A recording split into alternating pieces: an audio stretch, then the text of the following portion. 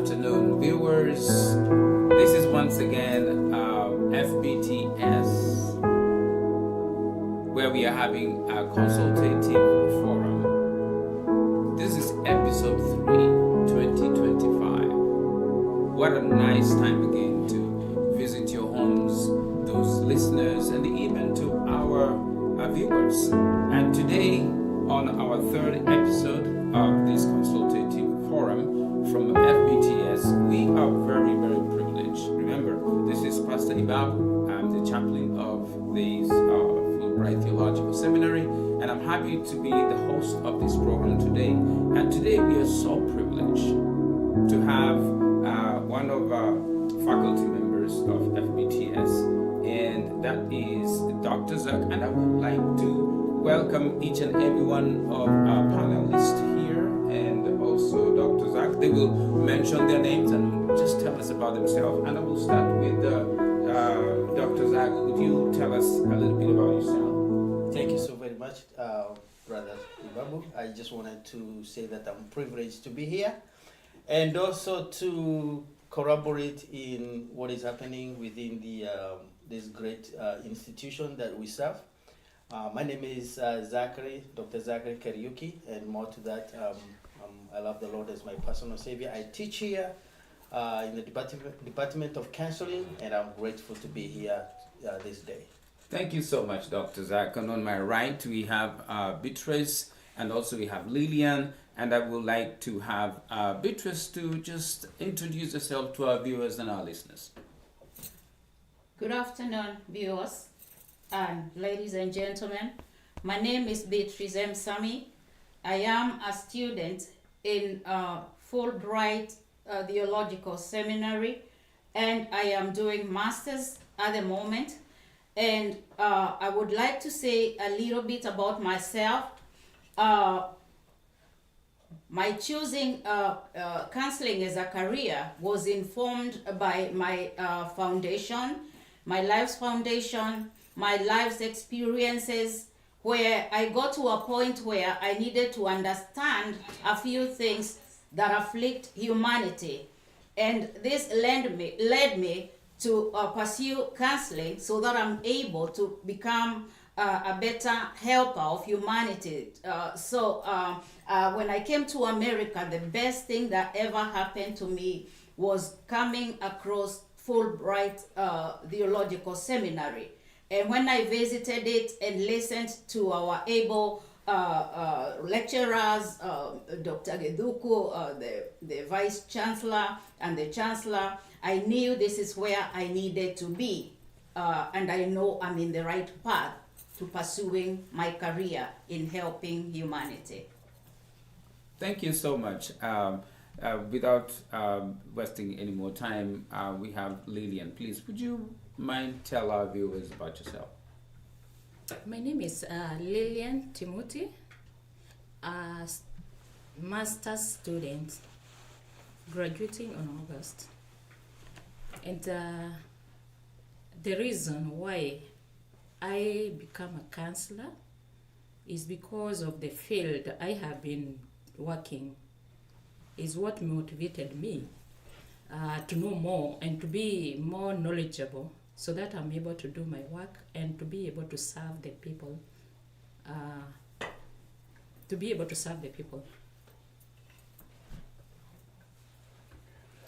Very good, and thank you so much for giving us that opportunity to understand who you are and where our panelists are coming from and the things that they are looking forward to do. With us today, as I said, we have one of our faculty members, Dr. Zerk. And Dr. Zerk, he is very good in so many things. And today, our panelists have several questions that they will love to bring forth to Dr. Zach. And to start us off, I will request, what do you have to ask Dr. Zach, Beatrice? Thank you, Mr. Ibabu. Today, I want to base my questions to Dr. Zach on a number of issues that he has already taught us in class, a number of issues that I know as a counselor I will encounter when I go out there in the field or rather I do encounter, because I already do a bit of counseling here and there. So I want to start with this question, Dr. Zach, this address to you. You have stressed to us in class the importance of assessing a client. My question is, in the course of assessing a client as a counselor, I come across a client who comes to me and tells me he is a husband of a wife, he is HIV positive, the wife is negative, he has not told her, he doesn't want her to know, and he has come to you for counseling, and the wife will later come to see you, and this wife will want you to talk to her about her family setup. As a counselor, my question lies here. You are bound by confidentiality to retain what the husband told you and not to let it out to the wife unless he gives you permission. But you have an ethical issue here. You don't want to let this wife continue with the conjugal rights in the marriage without knowing the position, because there is a danger of her getting infected. As a counselor, what am I supposed to do? Am I supposed to consider the health of the wife, or am I supposed to consider more the confidentiality of the husband? Thank you so much, Dr. Beatrice. Thank you so much, Beatrice, for that question. I like the fact that you have conducted an assessment, because that's where we begin. We cannot do counseling without having to do assessment. And it sounds like you've been a good student, knowing that you begin by assessment and then you move into the treatment plan. Now, considering that we are bound as counselors by the fact that confidentiality is pivotal, is very important. Yes. And as a counselor, there's no way I can break that confidentiality, only in one thing, only when my client is in danger to others or in danger to self. Those are the only places, or some things with the law. Those are the only places you discuss with your patient that you will break that confidential to make sure that incident of being imminent to danger to self or others, you want to make sure that others are safe. So safety is number one. Secondly, I would let my client to understand, or the wife, that I am obligated to my client. And I have no business to talk to anybody else about their business unless the husband has consented that I can talk to the wife. If there is no consent, I have nothing to do to communicate with the wife. The only thing I can do as a counselor is to talk to my client and let them know that it is their obligation to speak and communicate that with their spouse. And maybe I can do a lot of guidance in letting him know how that process can be. But it is not my right to break that news to the wife. Thank you very much. Thank you. And also, Beatrice, when you have your client, you need to make sure that in the beginning of your sessions, there is what we call disclosure. And at the disclosure, when she signs that disclosure, she knows that the only two things, it's either harm to self or to others. But the rest of the things, as Dr. Zach is saying, should be as far as confidential is concerned. So, and just to add a little bit, so when she comes to me getting to know that information, I'm also, as a counselor, I can give what we call emotional support. And emotional support is letting her to go to the husband and discuss the issue, talk to husband about, the concerns that she has, and maybe through that they can be able to have that healthy communication in the family. And then if they want to come later or so, both of them with the proper forms of consent, then they can be done. Thank you, Yeah, Dr. Zach. But I heard you say that you can only disclose when there is danger to another person or to self. To me, as a counselor, there is danger to the wife contracting HIV. Yes. And I use that as a line of breaking the confidentiality. Wonderful.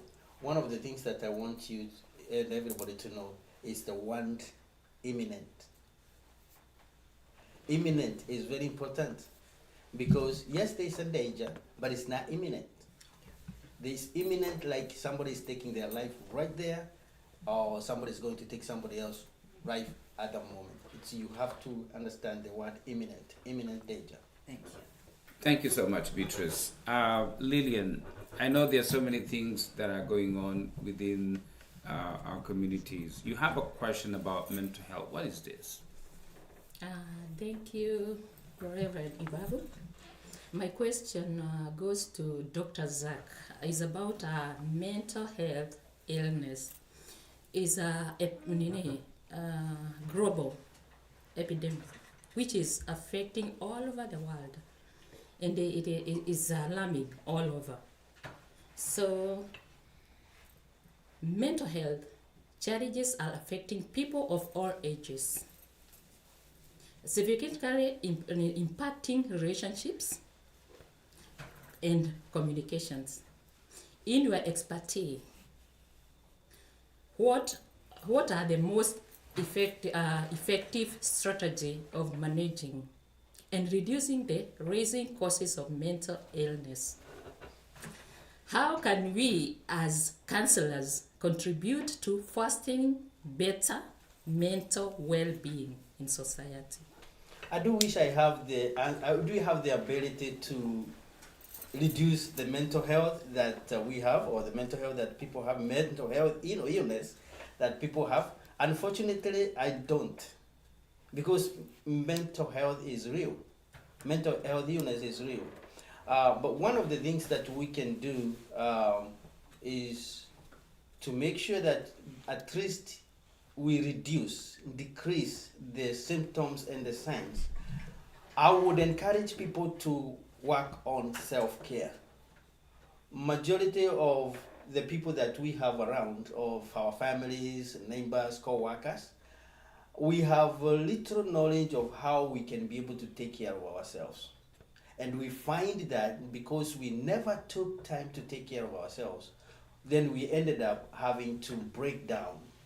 And so mental health increases. Some of the things that we see our friends having mental health breakdown, we say, hey, he was not taking care of her, she was not taking care of herself. So it is very important to do self-care. Self-care, or the holistic self-care, that you get enough sleep, you make sure you eat right, you exercise, and don't involve yourself in drama. Those are some of the things. You do self-care, that is number one. Secondly, you must have a stress-free life. Why we are getting mental health and other medical issues is because there's a lot of stress in our lives. We are trying to build, we are trying to work, we are not getting enough sleep. We are so much involved in some of the things that are causing us stress. Learn how you can become stress-free. And sometimes it's engaging yourself in activities that are pleasurable. Let it not be on a work, home, or that. Have life outside work. Have life outside school. Go for bowling. Go for a walk around the mall. Do something that you know you like. And that is one thing that you can do. The other thing that I'm thinking is having to manage life issues. Every one of us here. You cannot lie me that you don't have life issues. All the way from your growing up, your environment, relationship, we have those life issues. And if you are not going to have strategies and skills on how to manage that, you are going to see the increase of mental health in our lives. And so I would encourage that you do take care of life issues. And then, of course, mental health awareness. We come from a culture that think that we don't have mental health. We come from the culture that we recognize as mental health when only somebody is going collecting stones and papers and everyone there on the street. But you do not understand how many people live in the same home, but they have sort of mental health in their homes. And so it is the work of us educators, mental health professionals, collaborating with the churches that we have. I wish this can be done, whereby there is education in our churches, calling mental health professionals one day, and that have an education of what's going on in this, what is mental health? What are some of the mental health disorders? How can you be able to recognize who has it? So it is very important that we understand what is mental health or have mental health awareness. So we need to dedicate a society. Our society, most of them don't know. We need to start with the churches and make ourselves available. I'm always available, but I have not seen any of those churches calling me to do a session or workshop on mental health. So it is very, very important that this is the only way we can be able to do so. Thank you, Dr. Zach. And viewers and listeners, you can hear Dr. Zach is well informed and well versed with mental health issues. Please, pastors out there in the community, don't hesitate. I mean, you can tag with us, and then send that question to us. And if you would love to invite Dr. Zach to your church to come and talk about mental health, he will be available. You can reach out also to FBTS through our Vice Chancellor, Dr. Kiduku, or our Dean, Eunice Waidaka, so that we can be able to arrange these things. It is here for us. Thank you so much, Dr. Zach. Beatrice, you have a question about a specific area of mental health. Yes. What is this? As I said, I'll concentrate more on what counselors encounter, and I have picked one condition that is prevalent I have seen it in affecting our people here and back home, where we see people talking to themselves, where we see people laughing, listening like they're hearing voices. And this condition, according to what I have learned from our lecturer, this is called schizophrenia, which is a mental health condition that affects everything from how one thinks to how one feels and how one behaves. My question to you, Dr. Zach, is there any age bracket for its onset? And is it more prevalent in male or in female? And if so, why? That's a very good question, by the way, and I'm glad that you bring it up. Mental health is my baby. Okay, I never knew about these disorders. I never knew all these issues of mental health. But after sitting down and doing a lot of exploration and reading, I have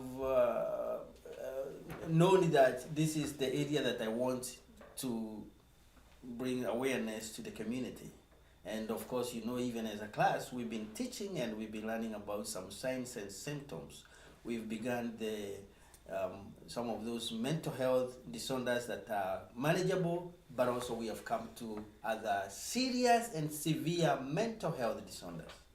Now, schizophrenia is one of the severe disorders that is that we don't know of with bipolar. And I used to see people talking to themselves when I'm growing up, but I did not know the reason why they were talking to themselves. I used to see people laughing all by themselves, and I said, what's going on in their life? But it is very serious, and it needs to be taken care. It needs to be taken care. So, for your questions, is this: what is the onset? If you do a research, you'll find that schizophrenia begins around the teenage life, somewhere around early 1920s over there. That's when, because especially with the young adults or teenagers, because that's where the brain is also growing. There is a lot of development in the brain, and if something goes wrong at that point, then they will develop lack of chemical imbalance, or have no chemical imbalance, and then the onset will begin. It will start slowly. If it is not detected, then it will go to severe, and it is very difficult to come back. So for male are the ones number one affected by this disorder. You find a lot of males are more schizo than females. But also you will see that the onset is also different. The onset is also, for males, get onset quicker or at early age, whereas for the female it's more later age, at their later 20s. And that's the differences between the genders, the female and the male. Yes. Oh, thank you so much. That is well answered. We also have Sis Lillian here. She has a question. But I think I also need to do this before we go to Lillian. That question has a number 2. Is talking about what are you supposed to do when you see these people talking to themselves? Correct. And how you need to do.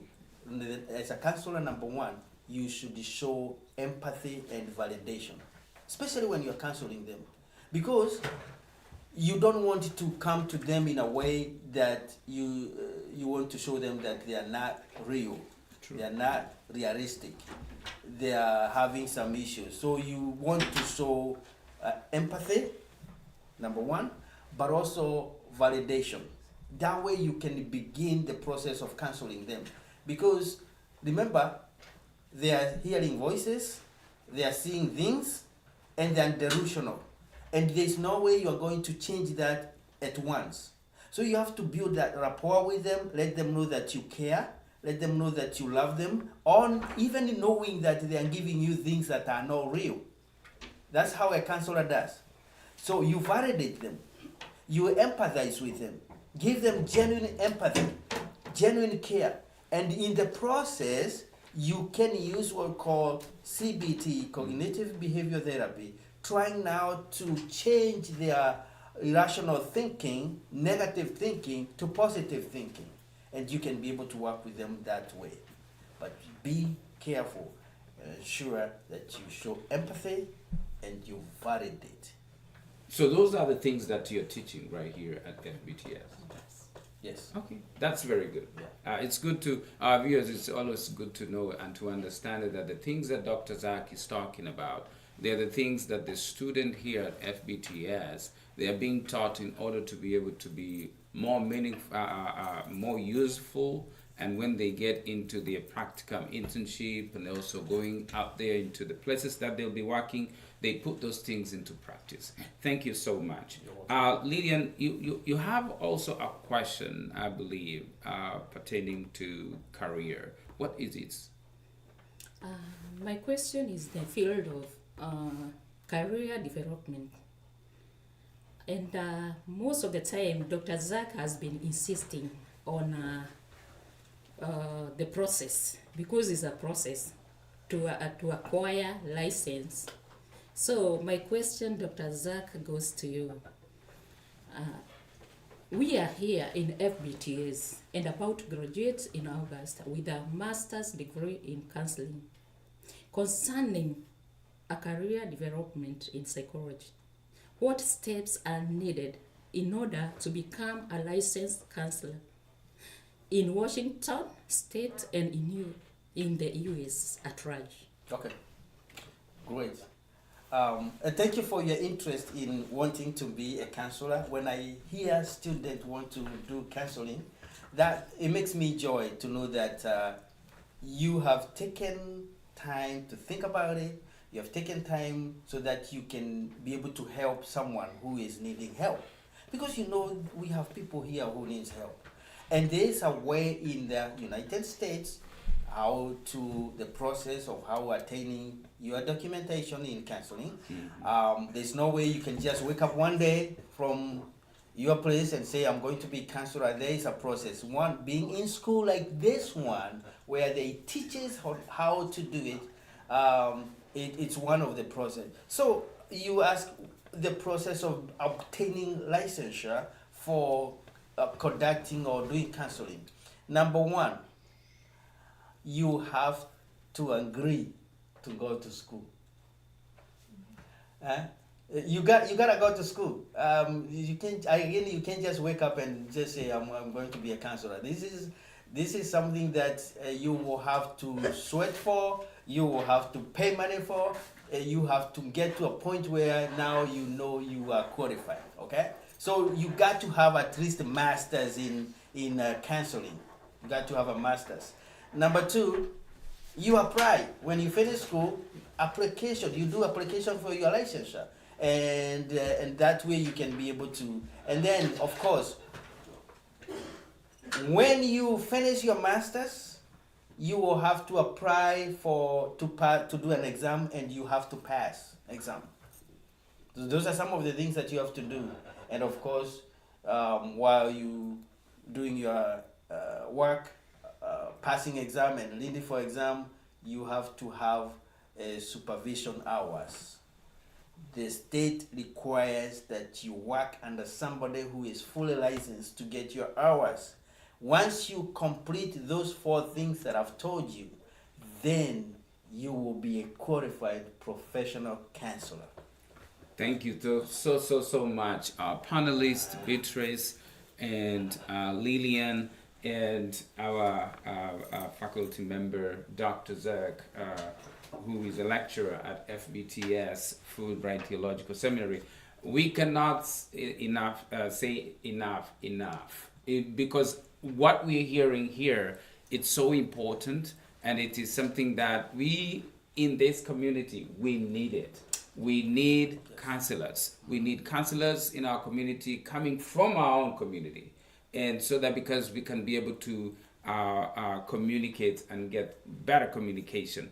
Today, I'm so happy to say thank you so much for our viewers, to our listeners, for those who have taken time to listen to us. And please, if you have any question to our lecturer here, please don't hesitate to put your comment in the comment section, or to send us a request. As I said before, you can send a request to our Vice Chancellor, Dr. Kiduku, and we can be able to arrange time so that we can be able to have people to come and talk to your churches about this mental health, because it is becoming very concerning. So thank you so much. Once again, this was FBTS Consultative Forum, episode number 3, 2025, and I hope to see you again right here, same time, as we talk about many other things, about mental health, about career, about all these things. Thank you so much. God bless you. See you once again. Bye-bye.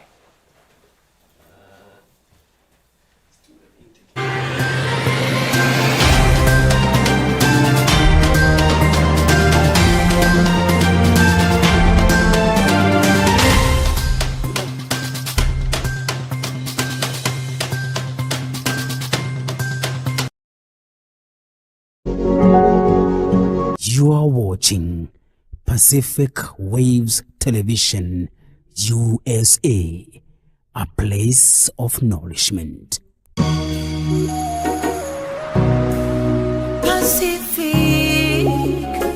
Pacific Waves. Again, thank you so much. And I don't want to forget one thing. Here at FBTS, student intake is in progress. student intake is in progress. And if you would love to know more about this, you can reach out to our Vice Chancellor, and his phone number, we'll see it at the bottom there. You see the phone number, you can even see the address, you will see everything. And if you have any question, please just in a comment section, just write us something that you want to know or what you want to hear, and we will be able to answer your question. Thank you so much. God bless you. See you again, the same place, same channel. God bless.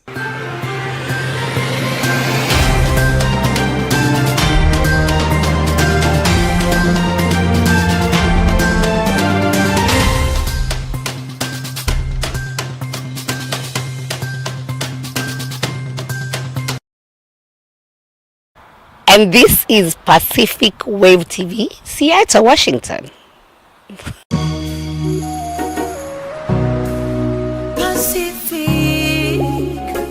Pacific Wave TV. Menyugena neda. Pacific. Pacific Waves Radio.